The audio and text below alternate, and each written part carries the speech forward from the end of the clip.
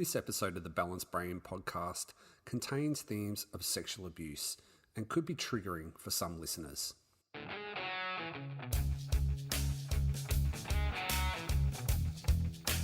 This is a Balanced Brain podcast with your hosts, Melanie Nicholson and Sean Clift. Welcome to the Balanced Brain podcast. My name's Sean Clift. I'm joined once again by my very good friend and co-host, Melanie Nicholson. Melanie, it's good to see you again. How's things? Yeah, really good. Thanks, Sean, and looking forward to this interview. Yeah, look, we've got a great interview today, Damien Linnane. So, Mel, one of your contacts, so I'll let you tell us about Damien and we'll get into it. Yeah, Damien and I met at a place called the Creative Word Shop where we're writing our memoir. And we just read, we were just writing chapters through stories. And so I'm familiar with Damien's story. And I've also checked out his fiction book. So, yeah, it's a really awesome memoir.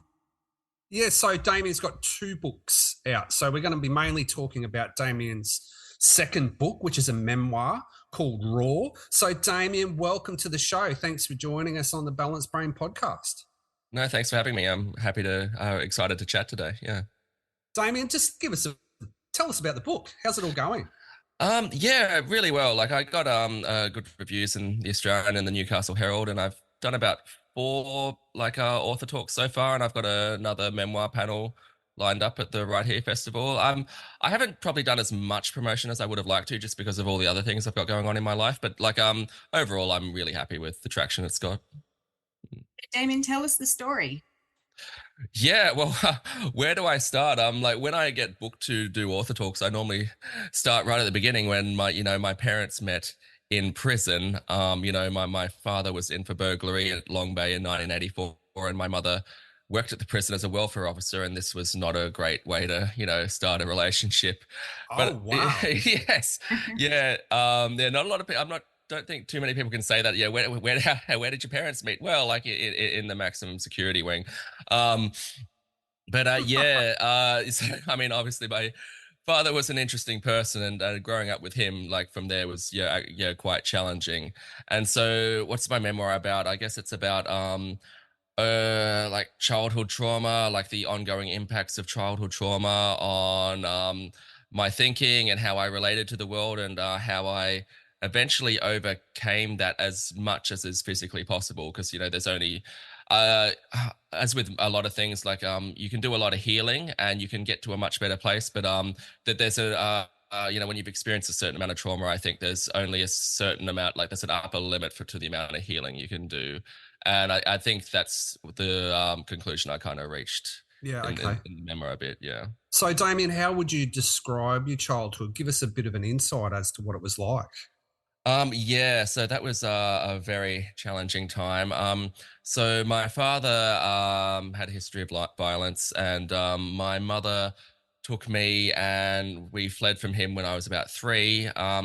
He found us about a year later by a private investigator, and then he did something which changed many people's lives. And what he did was he got a 2-week custody access of me through the courts, and during that 2-week visit, he went to the police station and he fabricated allegations that my mother had been abusing me as a manipulative ploy to get custody. She didn't do anything like that.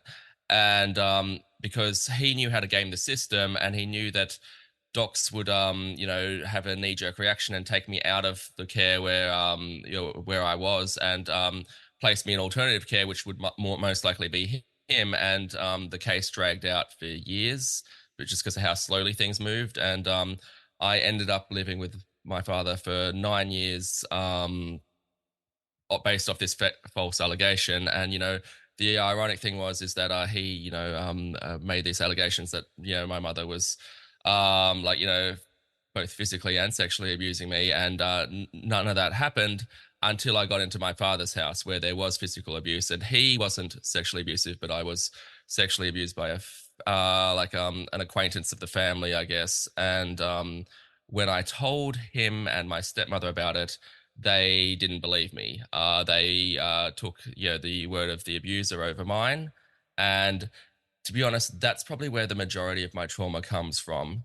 It wasn't the actual abuse itself. And I hate to say this because all sexual abuse is abuse, but it was the abuse itself was quite mild in the physical act, but and it took me a very long time to realize that I wasn't so angry about the abuse. I was angry about, my carers not providing me with the support and not believing me, which, what was their job really. Yeah. Well, it doesn't make you feel safe at all, does it? No, and I actually lost a lot of trust for, well, I completely stopped trusting them after that, and I became really reclusive. And I mean, I was only like 8 or so when it happened, so it's kind of hard to look back now and think how much was nature and how much was nurture. But I really like remember having a big shift and like becoming I was already an introverted and quiet person. I have autism, but yeah, I remember just becoming a lot more reclusive and keeping to myself from there. Really, yeah. Yeah. I mean, you ended up going back to your mum's care, and that was seemed to be another like phase of life. Can you go from there? Yeah. So after, when I was 13 years old, I'd been living with my father for 9 years at that stage, and I'd gotten sick of his physical abuse. So I essentially ran away from home, and I found my mother. She was living in Newcastle. My father was in Sydney. That's where I lived with him. And yeah, I found my mother in Newcastle, and um, living with her was definitely better because no one was assaulting me. But she'd lost custody of her only child off a false allegation, and she has not been well mentally ever since. I get it, like I'm not sure if like anyone would get over that, but she never did. And like for example, like from 13 to 18, all she ever wanted to talk about was how much she hated my father.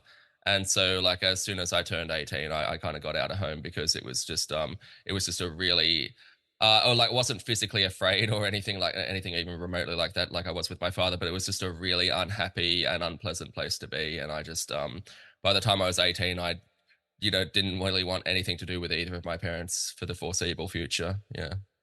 Okay. And then what did you decide to do then once you turned 18 and you left? Like what decisions did you make from there? So actually, I moved to Sydney to look for work. I worked in, clubs for a couple of years. Studied fitness at TAFE, and long story short, I didn't feel any attachment to my parents. And I just wanted to get out of the country. So I actually went to, Ireland on a working visa, mostly to escape Australia. Where did you go, Damien? Whereabouts? So I was living in Dublin, and I was working. Oh, in Ireland. Yeah. Okay. Yeah, Wow. yeah, in a gym there, and that went well for like unfortunately I had the had the visa and everything booked like months in advance, and then the financial crisis hit right before I went, and so finding work over there was challenging, and but I was determined not to come back to Australia, so I ended up like uh, yeah, I got married in Vegas, as Okay. as All you right. do, yeah. And How did that go? well, the wedding itself was actually really lovely. Like I had a weekend away in Vegas, but basically, I found somebody else who had a lot of trauma and didn't like her family either. And Right. we're like, yeah, let's stuff our families. We're going to go start our own. And so, but then, she was from the US. She was in Ireland on a working visa as well. And then her visa ran out. So I'm like, well, how are we going to stay together now? And so we're like, we were 22. And so I was like, oh, well, let's get married. That way they have to let us stay together. That's not how it works, by the way. Anyone listening in at home, yeah, the government doesn't really care. Like, you still have to go through like 2 or 3 years of immigration dramas. But, we didn't know that, and we were impulsive. So, yeah, that went ahead, and, then, like we trauma bonded. Like we weren't, I know this guy probably sounds a bit weird, but like I wasn't even like, there wasn't really even a deep connection with her. I just, the only thing we had in common was the trauma.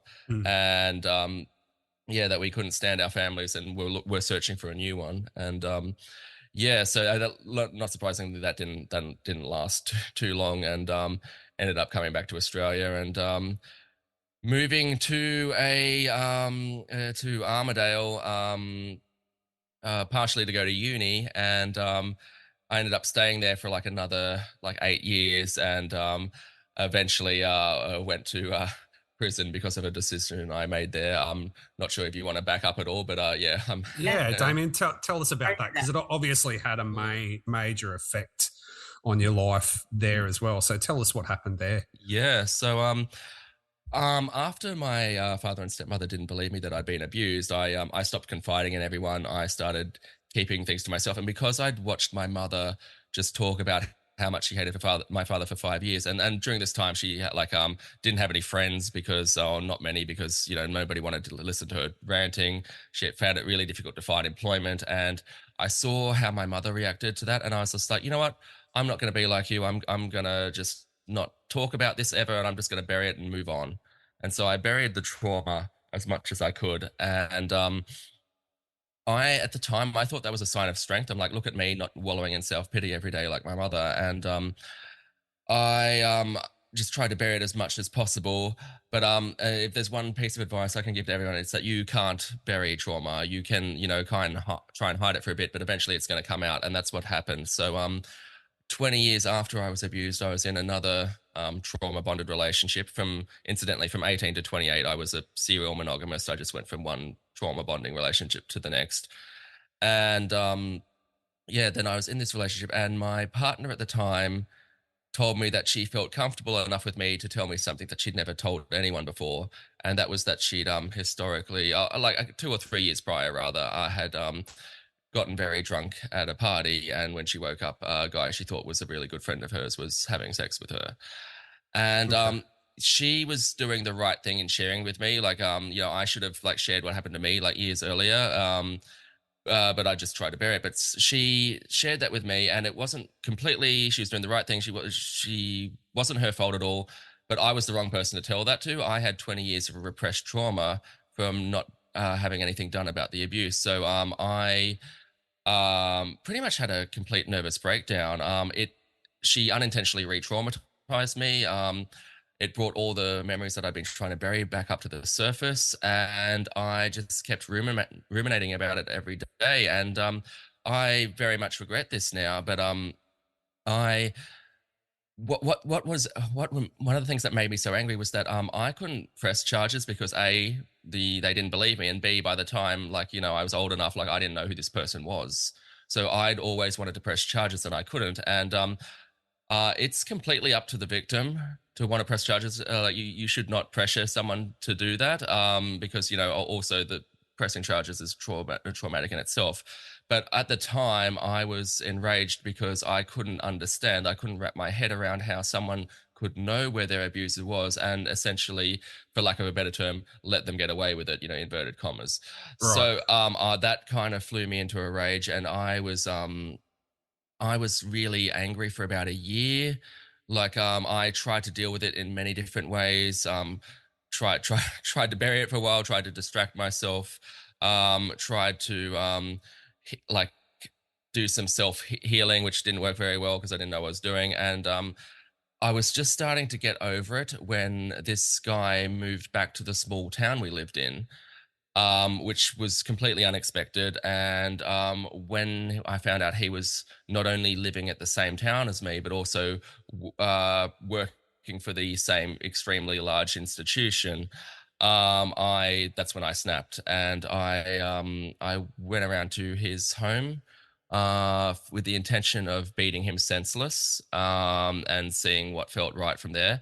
But long story short, like was he was when I went to his house, he was there with someone, and so I was waiting for the friend to leave because I didn't want anyone innocent to get hurt. But then they ended up leaving together, and I was there, and I was angry, and I couldn't. I was in too much of a rage to go home empty-handed. So I set fire to his home, and the whole place down. No person was injured. Okay. Um, but yeah, that'll get you in a little bit of trouble with the police. So yeah. What trouble did you get into, Damien?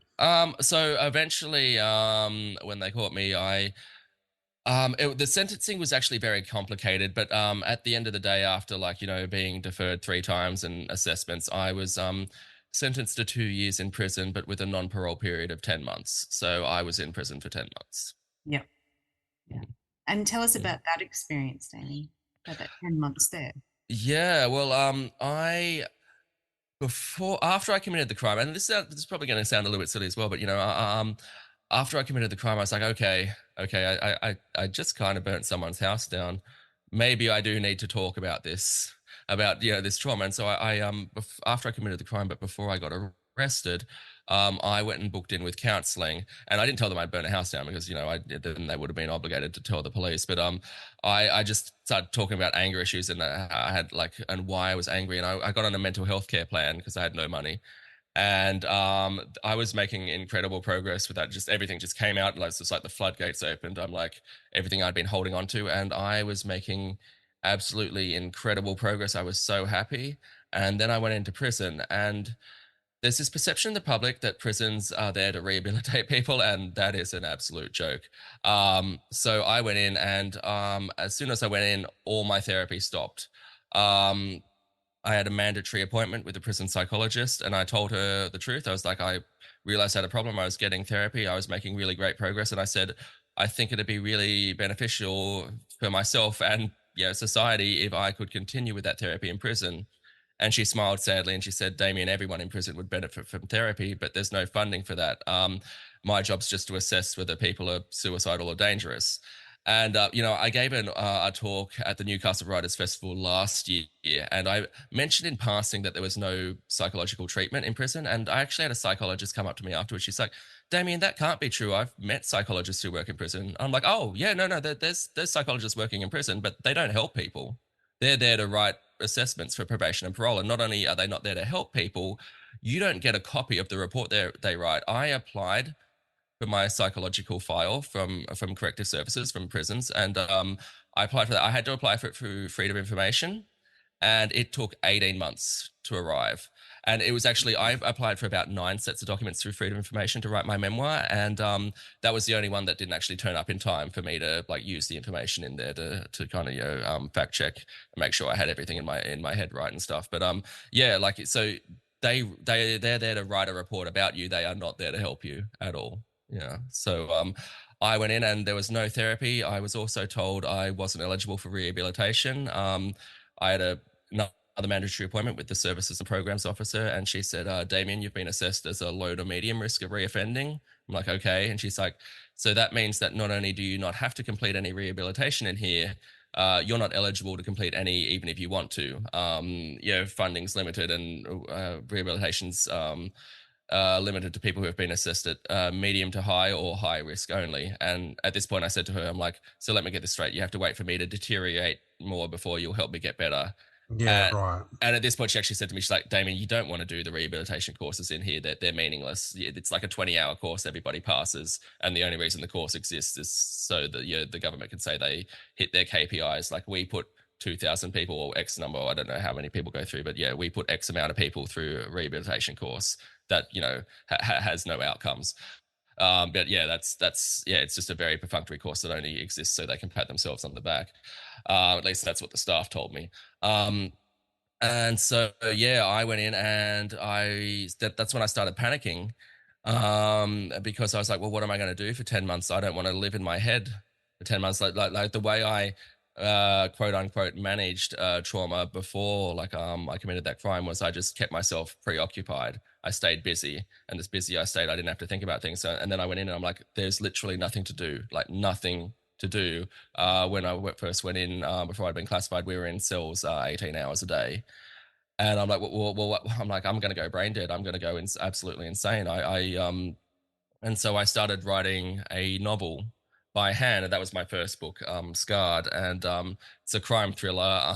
It's about a vigilante serial killer who mostly goes after sex offenders. No prizes for guessing where I drew some of the inspiration for that. But it took me 5 months to write that book by hand, and then I didn't have an idea for a second book of fiction, and I still don't. And you can't write nonfiction in prison because you can't do any research. So Damien, had you done any writing before? No, not really. So as I tell people, like my dorky secret is that my big hobby is I like to write for Wikipedia. I'm actually one of the top contributors. Yeah. So I've been doing that since 2008, but that was the closest I came to writing. And it's not it was all very referenced and semi-academic kind of, in the sense that, there's no creative. I'm basically fact checking things and looking things up and finding sources and stuff. So Damien, did that process of writing, was that almost therapy for you? Absolutely, in the sense that everyone needs to find a way to again quote unquote escape in prison. Most people turn to drugs, but other people just turn to TV. They'll just watch TV all day every day, and I'm like, I needed a way to escape from the monotony and like things I was seeing around me. And so that was the fantasy world I created, and like I couldn't wait. I end up getting sent to a working prison where you're forced to work if you want to stay there from like 7:30 to 3:30, then they lock you back in. And I couldn't wait to get locked back in at the day so I could sit down and write again and escape into this fantasy world I was creating. Like sometimes people ask me like, oh, how did you write it? Did you map the whole thing out in advance? I'm like, no, I just it wrote itself really. Like I at no point did I know where the plot was going to go more than a couple chapters in advance. So I was just using that as a world to escape into. And Yeah. yeah, I also used it to kind of I was playing with things a bit in the sense that I knew what happened to me, and I knew how angry that made me, and I knew how that impacted my life. So what I did was I took myself as a stock character, and then I exaggerated the hell out of everything. So I made the abuse that happened to the main character 10 times worse than mine. And so then he becomes 10 times angrier, and instead of getting caught, he keeps going. And so I was just kind of like exploring where the downward spiral, like how far this downward spiral would go if this person kept doing what I was doing and didn't actually get help. Yeah. Mm. Mm. So you get out, and what happens after that? Like, what did you notice changes in yourself from the writing? What path did you take after you got released? Yeah, so I mean, after I wrote the book, then I started teaching myself to draw, and then I actually did get therapy in prison eventually. And you can't make this up. Not because the prison provided us with a therapist, but because a person who happened to be a counselor got sentenced to prison for completely unrelated things to counseling, by the way. And so I was actually trading. I was having therapy sessions with him in his cell, like one on one, and I was trading him drawings for for therapy. And so that was actually really helpful because yeah, that's the thing. Like this is public perception like prisoners have lots of free time, which is true in a sense, but you have lots of free time, but there's not really anything constructive to do with that time. So you go in there and there's no therapy, and so you kind of just hang out for a couple of years or whatever, how long you're in there, and your mental health deteriorates, and then you get out, and then probation and parole are breathing down your neck, like, we want you to get therapy, and you're like, I could have gotten therapy for the last 2 years while I was in prison doing nothing, but now you want to dump that on me while I'm trying to find a job and accommodation, and it's just like another thing that designed to make you fail, really. But I'm thankfully got some therapy before I got out from that other prisoner. And after I got out, I wanted to study in prison as well. I wanted to do a master's degree, and then they were like, "No, there's no education in here." They had basic literacy, but I already knew how to write, hence why I wrote a book. But yeah, so I started the master's degree that I wanted to do in prison that I would have liked to have done. That was in information studies. And so I got out and I got lucky. I found a job where they didn't run a background check on me. And I went back to uni, and for the next like 3.5 years, I kind of just plodded along with that master's degree. And then that was information studies. That's the degree to be a librarian. And then I worked as a librarian for a couple of years. And then the not-for-profit I was working for ran out of funding. And so I applied for two things. I applied for a PhD scholarship, and then I applied for funding for a prison magazine that I was volunteering on. And I was like, I really hope I get one of these two things because I don't want to go back on Centrelink. And then I ended up getting both. Wow. Which was great, except for the last 2 years. So this was a bit over 2 years ago that this happened, and I got feedback from both of them around the same time. Like I started like the job in like the PhD in March 2022, and then the job in April the following month. And so the last 2 years have been honestly a bit too busy. But that's where I am now. I have my dream job. I love my job. It brings me so much satisfaction because I didn't have really any support in prison, and I was making all this creative stuff, but there was no way I could share that with the world. And I kept asking around, is there like a prison magazine, like something we can send writing to? And people looked at me like I was crazy, like prison magazine, you'd be better off, you'd have a better chance of ordering strippers, like that's not going to happen. And so I'm like, when I get out, I'm going to help start up a prison magazine. And thankfully somebody else had the same idea. So I came on board with her, and then that she stopped doing it 4 years later. And then I took over as editor in 2021. But I get mail like every day from people like telling me how much difference the magazine makes to their time in custody, how it's like it motivated them to start, writing poetry again, and it's giving them like hope for the future. I had one person write to me and tell them that the my magazine is the closest thing they have to education in prison. Wow. Yeah. Wow. So what sort of contents in the magazine? Like there's poetry. Yes. Other stuff. So so the magazine's called Paper Chained, Chained. You can read it for free at paperchained.com. The most common writing we get is poetry. That seems to be the way that people want to express themselves. But we do get drawings, all kinds of art, and we also get personal narratives as well, and very occasionally short stories. But it's poetry is the main like form we get. And when I got funding for the magazine, one of the requirements of the funding was that I also generate content for the magazine. So I do that mostly through doing interviews with former prisoners who have like turned their lives around and stuff like that. Yeah. So Damien, it's fascinating. So obviously you've turned your life around, and you've given us some insights in how to do that. What's some of the other prisoners saying? How have they turned their life around? Yeah, so I mean, it's all about your attitude. I really like that saying, life is 10% what happens to you and 90% how you react to it. So, I went in and I was like, there's no therapy, there's no rehabilitation, there's no education. And I'm like, well, I could just do what everybody else is doing, or most other people are doing, and be miserable or start taking drugs. Most of the people in prison on heroin started the heroin while they were in there to escape the monotony, So, but I was like, no, if I don't do something constructive in here, I will have wasted my time. Every now and then someone says to me like, oh, I can't believe you lost 10 months of your life in prison. I'm like, I didn't lose 10 months of my life. I wrote a novel. I taught myself to draw. Like, since I got out, I got an illustration contract with, Penguin Random House. So the drawing actually worked out very well for me. And that's something I hadn't done before I went inside as well. But, so it's all about your attitude, because you are absolutely, it's an uphill battle when you get out. Like, I lost opportunities. Like before I went in, I was doing remedial massage. And, when I got out, I had a lot of trouble with that because, my insurance company wouldn't give me insurance because I had a criminal record. And, so there were several things like that. So you definitely at an uphill battle, but I mean, like some people have like I suppose like me a bit in the sense that they've had to turn it into a bit of a brand. But you can't. When I sorry, my microphone just dropped. Then okay, so it looks like it's working again now. Can you hear me well? Yeah, it's all good, Damien. Okay. Yeah, keep going. No worries. So now I've just distracted myself a little bit. What was I talking about? Well, we're talking about like how you and people have turned their life around. Yep.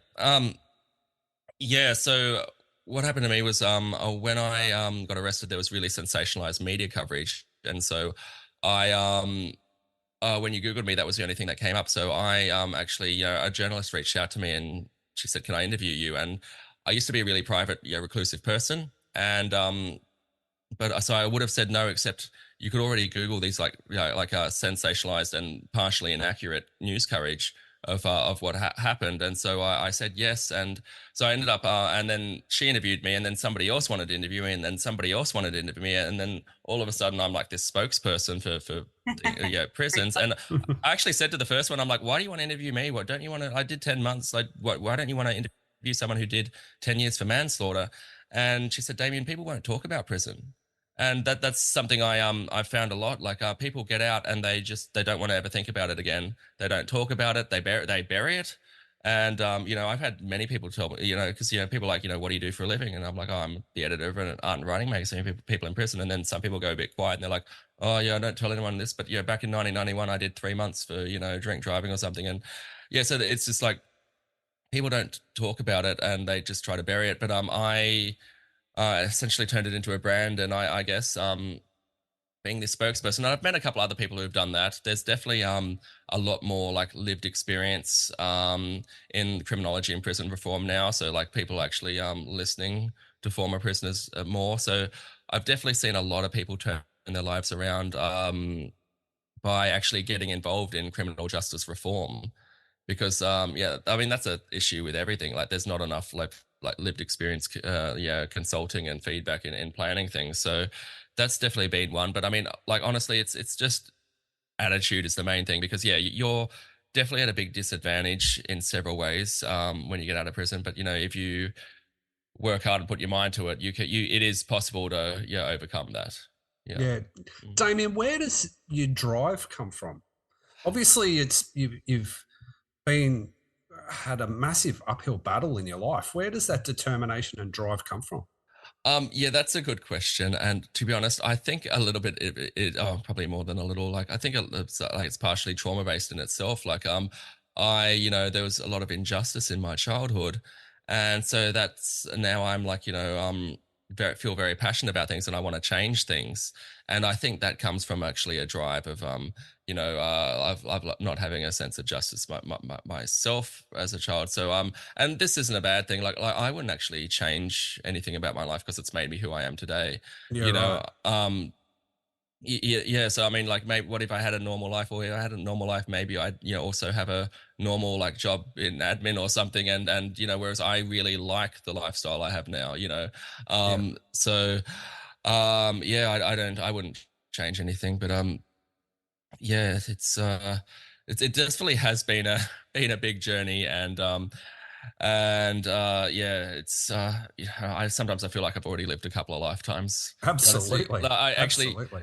I ran into like when I was writing the memoir because writing the memoir was a much slower process than the novel because you know I couldn't just make things up. Like I was waiting for documents from Freedom of Information to come in. I wanted to interview family members and stuff. And I remember I just ran into like a friend and she's like, oh, this is Damien does this and this. Oh, and he's also writing a memoir. And like her dad was like, memoir, how old are you? And I was 33 at the time. And he's like, oh, Jesus, it's going to be like this thick. And he held his like, you know, fingers like a couple, like, yeah, like millimeters apart. And I was like, and I didn't actually say anything. I just kind of laughed it off. But I was just like, oh, buddy, if you had any idea the kind of life I've had, you know, yeah, Yeah. it's, yeah. Um, it's been an interesting journey. Yeah, absolutely. Damien, one of the things that we always ask most of our guests when on the show is what their hopes are. What are your hopes for the future? The life and experience that you've had. What do you hope for? Yeah, good question. People keep asking me what I want to do with my PhD, if I want to be an academic. I'm like, oh God, no, that sounds like a horrible career. You know, most of the academics I know are pretty, you know, overstressed and like, you know, like slightly depressed people. And no, it's a passion project, but I'd like to expand what the magazine does. So at the moment, I'm kind of hamstrung because you know, I'm doing a PhD full time, so I only have a certain amount of funding for the magazine, and to be honest, I don't want more right now at the moment because I don't want to be working more on it. But I would like to expand what the magazine does. I'd like to maybe even like hire former prisoners if we had got enough of funding for that. I'd like maybe do correspondence education courses because there's just dreadful education in prison available. I would like to be this kind of stable base for some moderate change. I do feel like I have been working too hard the last few years, and so I also I'm at a point where now where I've reached a point in my life where I don't really feel like I need to validate my existence anymore. So I do feel like I want to like dial things back a little bit. That being said, I'm working on a couple of big things at the moment. Just yesterday, I finished installing a major art exhibition in Sydney, showcasing prison art from around the world, and yeah, we've yeah looking at a couple other like criminal justice reform things at the moment as well. So Wow. I say that I want to dial things back, but I haven't started yet. I guess It doesn't sound like it's in your DNA to dial it back, Damien. yeah, I know. Maybe that's just something I think I know I should do before I like burn out. But yeah, I people that's another question you get sometimes like what's your 5-year plan. I'm like there's no plan like if the I keep getting these really incredible incredible opportunities. Like, that illustration contract from Penguin, I didn't ask for that. They reached out and offered it to me. When you're putting a lot of good energy out in the world, let really good offers come to you. And so, I spent my 20s applying for unskilled jobs that I knew I was going to fail at just because I was sick of being unemployed. And now I'm spending my 30s turning down work contracts that that I would enjoy, but I don't have the time for. So, I'm definitely, I feel like I'm in a very good place. I should probably dial things down back a bit, but I don't know if that's going to actually happen or not. Yeah. And Damien, where can people check out your exhibition? I think it's on the 2nd. Is that Friday or Thursday? So it opens to the public on Friday, the 3rd of May, and it stays open till the 31st. And that's at Boomgate Gallery, which is the art gallery attached to Long Bay, back where my parents met, which is a bit interesting. But I'm doing something that I don't think, to the best of my knowledge, no one's ever done before in Australia, and that is I've organised a art exhibition showing prison art from around Australia, but also around the world. So I got over 107 pieces of art from 25 different prisons in 8 different countries. And Wow. So, that's upcoming. I'm doing the memoir panel. They put me on a panel with a former detective, Craig Semple, at the Right Here Festival, Lake Macquarie, which I'm actually excited. I think it's a good contrast, but I'm like, I don't think know. So too. Yeah, so that's on the 18th of May. So those are the things that are coming up in May. But there's always a couple of things in the pipeline. You can follow me on news on the website damienlinnane.com, or just on Instagram at Damien Linnane if you want to keep up with the book, Damien, where can people get the book? Obviously Amazon. So Amazon, it's on Kindle and a couple of other ebook platforms as well. To the best of my knowledge, every bookstore in Newcastle has it. Harry Hartog's, Maclean's, Betty Loves Books. They're all stocking it. But it's distributed by Simon and Schuster, so you can order it from anywhere you can order books from. Yeah. And the book's called Raw by Damien Linnane. Yeah, Raw, R-A-W. And the first novel is called Scarred. Yeah. Excellent. Damien, thanks so much for joining us. Fascinating story. Yeah, no, thank you. It's I really enjoy sharing my story. So I'm really grateful for the opportunity. Yeah. Talking about plugs, Mel, let's plug our own thing. We're gonna start doing Patreon page so that we can keep things going. Like there's 3 years now. So we debated what we were going to do, Mel, for so long. So to let our listeners know our approach is that we did debate whether we were going to go down the normal route of sort of advertising or sponsorship. And we never wanted to do that with the podcast. We wanted to keep it sponsorship free and corporate free so we can run our own content, have our own guests, run our own show. But at the same time, it costs us money to keep the podcast going. So what we've decided to do is we've decided to set up a Patreon account. And we're just going to ask people, if you want to help us support the show, we'll keep the show going. Don't get me wrong. We're not out to make money. We're just looking to kind of support our costs. So we'll add a link in our show notes and on our Instagram page. If anyone wants to contribute to help our, and if you can afford it and if you want to, and it depends on what you want to help us with, but we'd love some support. So we'll have a link on our Instagram soon and show notes in this episode on how people can support our Patreon page. Yeah, and I'll put those details on social media, wherever you follow us. Damien, thanks so much for joining us. It's one of the most interesting stories I can remember, really. No, it's definitely, well, if nothing else, it made for really great reading, So Absolutely. Yeah. I know Mel's read the book, but I'm definitely going to get a copy of it. I think it'll be a fascinating read. There's a lot for our listeners who obviously listen to our show for mental health reasons to get a lot out of how you've dealt with trauma and got through, Damien, and the determination to make something of your life is it's really admirable, mate. I'm so happy you've joined us. Yeah. No, thank you. And I think I think everyone can find my book entertaining. Like I've written in a way that people can enjoy. But I mean, the underlying message that I hope people pick up is that life didn't start getting better until I started opening up and talking about what happened. And so that's definitely the the kind of subtle message I'm trying to like hammer home with that. So yeah, Oh, that's great advice. And it's really important at the moment. I feel like that's been shut down a bit. So if we can just open that back up, that'd be amazing. So yeah, it was absolutely. Really good. So check out Damien's book, Raw. Thanks so much, everyone, for listening. We can't wait to do our next interview, and we'll catch up with all you guys soon. Thanks so much for joining us, Damien. Really appreciate it. Thanks, Damien. Thanks, Sean. Thanks, Mel. Good to catch you again. See everyone soon. Thanks, everyone.